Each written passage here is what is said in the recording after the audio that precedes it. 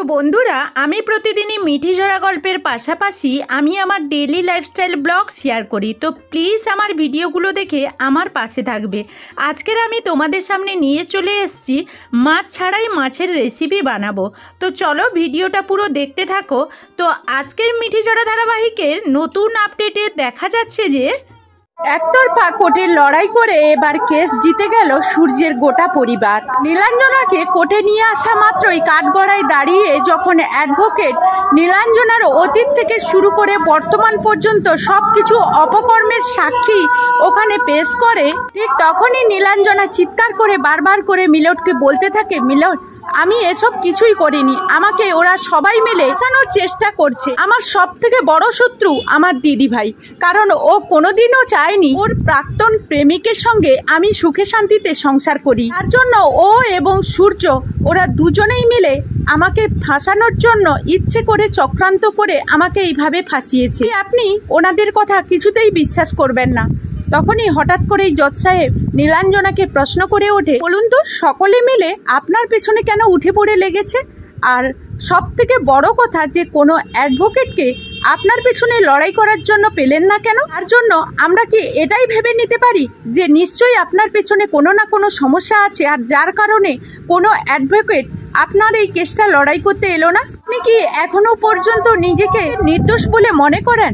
এই কথা বলা মাত্রই যখন অফিসার রেজিনা খাতুনকে জজ সাহেব কাঠগড়ায় দাঁড় করায়, উনি রেজিনা খাতুন এই কথাটাই বলে, আমি শুধু এই কথাটাই বলবো যে ভিকটিম টিয়া সে আমাদের মাঝে আজকে সুস্থ সবল হয়ে আছে শুধুমাত্র একটাই কারণ, সেটা হলো রাই, যে কিনা নীলাঞ্জনার নিজের মায়ের পেটে বোন।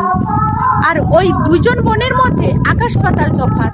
যেখানে সানি টিয়াকে কিডন্যাপ করে রেখেছিল, সেখানে রাই যদি সময় মতো না পৌঁছাতো তাহলে আমরা সুস্থ সবলভাবে টিয়াকে উদ্ধার করতে পারতাম না। আর যেখানে কিনা টিয়ার বৌদি, যে মেয়েটা অন্ধের মতো তার বৌদিকে বিশ্বাস করেছিল, সেই মেয়েটা তার দুর্ভোগের কারণ হয়ে দাঁড়িয়েছিল। আপনি বুঝতে পারছেন আসলে দোষটা কার? আমি আশা করব যে তার যাতে সুষ্ঠুভাবে বিচার হয়। আগেও অতীতে অনেক রকম কর্মকাণ্ড করে রেখেছে, আর তার জন্য সে কোনো শাস্তি পায়নি বলে এই কারণে সে একটা ক্রিমিনালে পরিণত হয়েছে। তখনই নীলাঞ্জনা বলতে থাকে, দেখেছেন তো মিলট, সূর্য ওর ক্ষমতার জোর খাটিয়ে এই অফিসারকে ও হাত করে রেখেছে। এই কথা বলা মাত্রই নীলাঞ্জনার ওপর রেজিনা খাতুন ক্ষিপ্ত হয়ে বলতে থাকে, আমরা শুধু সবকিছু মুখে বলি না, আমরা সবকিছু প্রমাণ রেখেই তবেই বলি নীলাঞ্জনা দেবী। আমি যা কিছু বলছি না সবকিছু কোর্টে আমি দাখিল করেছি, আর কয়েকদিনের মধ্যেই দেখতে পাবে সেই সিসিটিভি ফুটেজ যেখানে তোমাদের কথোপকথন সব রেকর্ড করা আছে। তাতেও যদি আপনার কোনো কিছু না বিশ্বাস হয় তাহলে আমার কোনো কিছু করার নেই, আর বাকিটা জজের উপরে। আইনজীবীরা কোর্টে দাঁড়িয়ে নীলাঞ্জনা দেবীকে বলতে থাকে, এখনো পর্যন্ত তো আপনি যদি না আপনার দোষগুলো স্বীকার করেন তাহলে কিন্তু আমরা আপনার শাস্তি আরও বাড়িয়ে দেব। এই কথা বলা মাত্রই নীলাঞ্জনা সানির মুখোমুখি দাঁড়িয়ে প্রশ্ন করতে থাকে, আচ্ছা সানি, তুই এসব করে কি পাবি বলতো? তুই যে আমার বিরুদ্ধে অভিযোগ এনেছিস, তুই টাকা দিয়েছিস কোথায় আমাকে? আর এই টাকাগুলো তো আমার নয়। তো বন্ধুরা, এই ছিল মিঠি ঝরা ধারাবাহিকের নতুন আপডেট। তো বন্ধুরা, আজকে আবারও তোমাদের সামনে চলে এসেছি নতুন একটা রেসিপি নিয়ে। তো আজকে চলে এসেছি আমাদের বাড়িতে, তো এক টানা আজ বোধহয় 15 দিন নিরাম খাওয়া হচ্ছে। তো মাঝে হয়তো না, একটা নাই 15 দিন নিরাম খাওয়া হচ্ছে। কি করে না, আমাদের ঠাকুর এসেছিল, তারপরে এই বার ব্রত দিন মানে বৃহস্পতিবার পূর্ণিমা এইরকম। তো আজকে এই কারণে তো বাচ্চাদেরকে তো কিছু না কিছু খাওয়াতেই হবে। তো আজকের কিন্তু নিরামিষই হবে, কিন্তু বাচ্চারা জানবে কি আজকের আমিষই হবে। তো বাচ্চারা জিজ্ঞেস করলো আজকে বাড়িতে কি রান্না করব, ওদেরকে বলেই দিয়েছি মাছের ঝোল করব।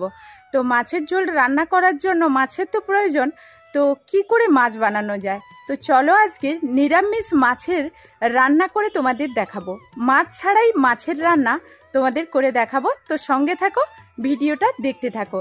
তো বন্ধুরা, তোমরা যে যেখান থেকে আমার এই ভিডিও দেখছো, আশা করব সবাই রাধা মাধবের আশীর্বাদে খুব ভালো আছো, আর তোমাদের ভালোবাসায় রাধা গোবিন্দের আশীর্বাদে আমি তো খুব ভালো। বন্ধুরা, আমি মাছ ছাড়া মাছের রেসিপিটা বানানোর জন্য প্রথমেই নিয়ে নিয়েছি আজকের 2টো কাঁচকলা নিয়ে নিয়েছি। তো 2টো কাঁচকলাকে আমি এখন কেটে নেব। তো প্রথমে আমি এরকম করে 2টো সাইড কেটে বাদ দিয়ে দেব। তো এইভাবে আমি 3টে টুকরো করে নেব। তো তো এই 3টে টুকরো এখন আমি এটাকে সেদ্ধ করতে বসাবো। তো অলরেডি আমি আগে থেকে কড়াইটা বসিয়ে রেখেছিলাম, এই জন্য কড়াইটা গরম হয়ে গেছে। আর এখন আমি এখানে দেখো দুটো যে কাঁচকলা কেটে রেখেছিলাম, তো ওইটা আমি দিয়ে দেবো না। এই অবস্থায় সেদ্ধ করে নেব কাঁচকলাটাকে ঢাকনা দিয়ে।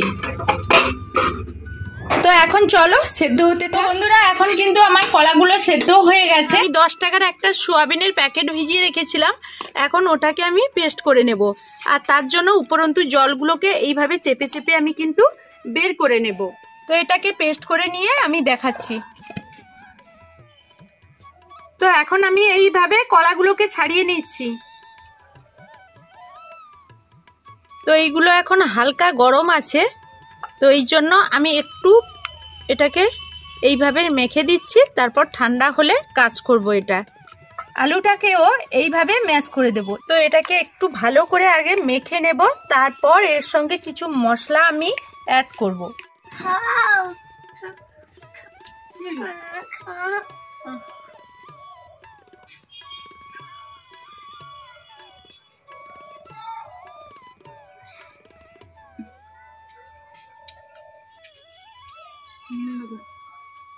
তো আমি এখন দেখো সয়াবিনটা কতটা মিহি করে পেস্ট করে নিয়েছি। দেখো এইভাবে কিন্তু মিহি করে পেস্ট করে নেবে তোমরা। আর এখন আমি সয়াবিনটা এখানে মিশিয়ে নিচ্ছি। তো আমি এখন এখানে দিয়ে দিচ্ছি 2 চামচ বেসন। তো এখানে 3 থেকে 4 চামচও বেসন দেওয়া যেতে পারে। যদি মাখানোর সময় যদি দেখো একটু নরম আছে, তাহলে কিন্তু 3 থেকে 4 চামচ কিন্তু বেসন দেওয়া যেতে পারে। এখন আমি এখানে 1 চামচ মতো ময়দা দিয়ে দিচ্ছি, আর হাফ চামচ মতো আমি কর্নফ্লাওয়ার নিয়ে নিচ্ছি। তো আমি এখানে দিয়ে দিচ্ছি হলুদ গুঁড়ো, এখন দিচ্ছি কাশ্মীরি লঙ্কা। তো কাশ্মীরি লঙ্কাটা একটু বেশি করে দিলাম কালারের জন্য। এখন আমি এখানে দিয়ে দিচ্ছি গোলমরিচের গুঁড়ো। তো তোমাদের হাতের কাছে যদি না থাকে এটা কিন্তু স্কিপ করতে পারো।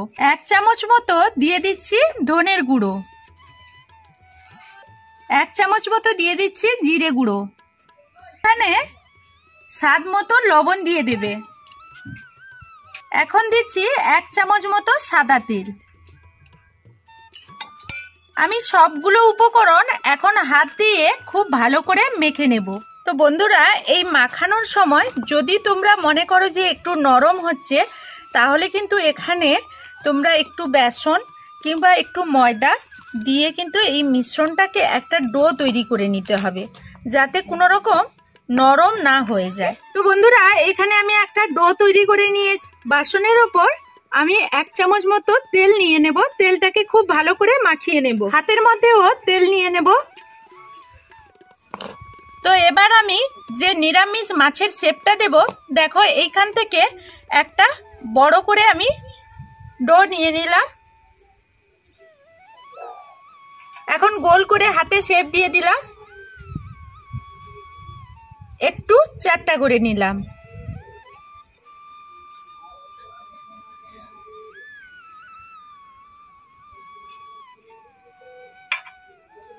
তো বন্ধুরা এইরকম থালায় দিলে কি হয়, তাহলে শেপটা ভালো দেওয়া যায়। তো আমরা যেরকম মাছ খাই সেরকম মাছের একটা শেপ দিয়ে দেব। তো এখন এইভাবে একটা ফুটো করে দিলে একেবারে দেখো বন্ধুরা মাছের টুকরোর মতো হয়ে যাবে। এইভাবে দেখো আবারও একটা আমি শেপ দিয়ে দিয়েছি।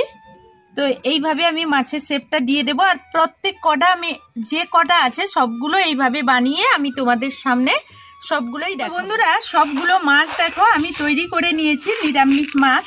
তো এখন চলো কড়াইতে সবগুলো ভেজে নেব।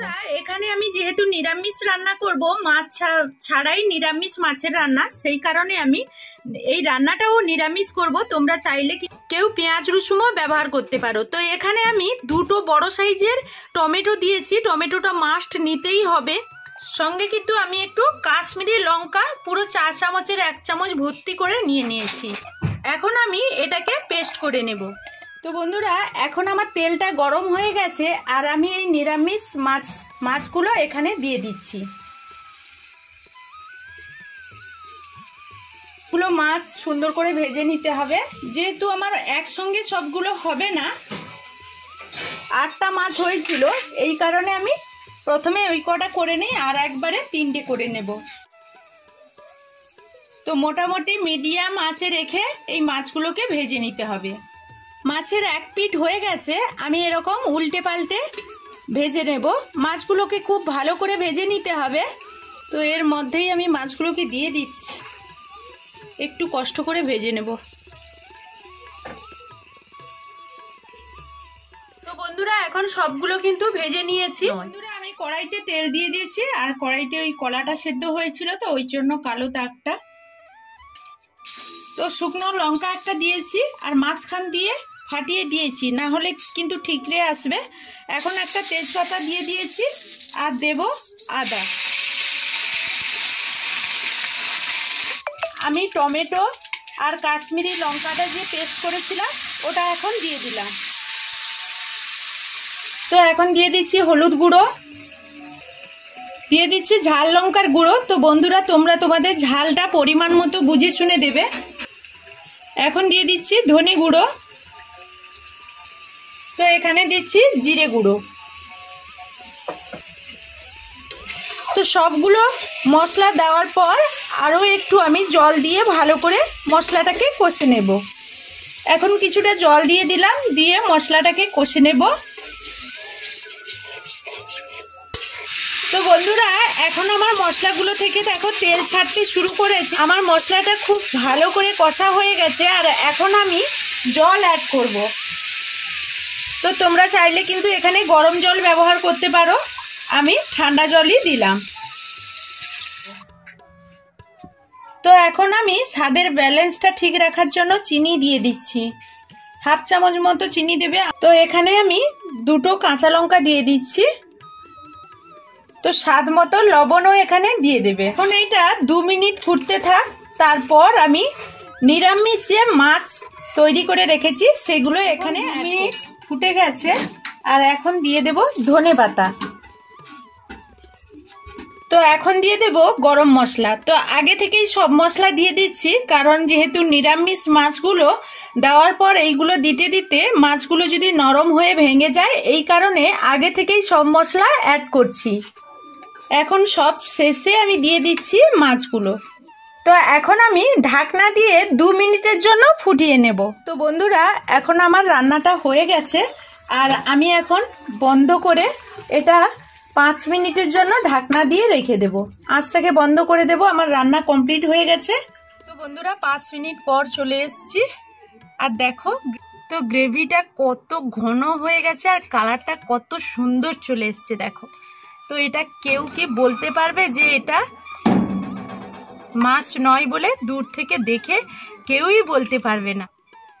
আজকের আমার এই ভিডিওটা যদি ফেসবুক পেজ থেকে দেখো, তাহলে আমার পুতুল ফ্যামিলির পেজটাকে একটা ফলো করে লাইক কমেন্ট করে আমার পাশে থাকবে। তো বন্ধুরা এখান থেকে আমি একটা নিয়ে তোমাদেরকে কেটে দেখাচ্ছি। তো কতটা নরম হয়েছে সেটাই তোমাদের দেখাবো।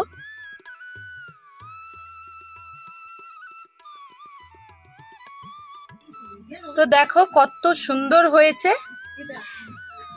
তো বন্ধুরা এখনকার মতো বিদায় নেব, ফিরে আসবো নতুন ভিডিও নিয়ে। তো ততক্ষণ সবাই সবার পরিবারকে নিয়ে ভালো থাকবে, সুস্থ থাকবে। তো এখনকার মতো টাটা।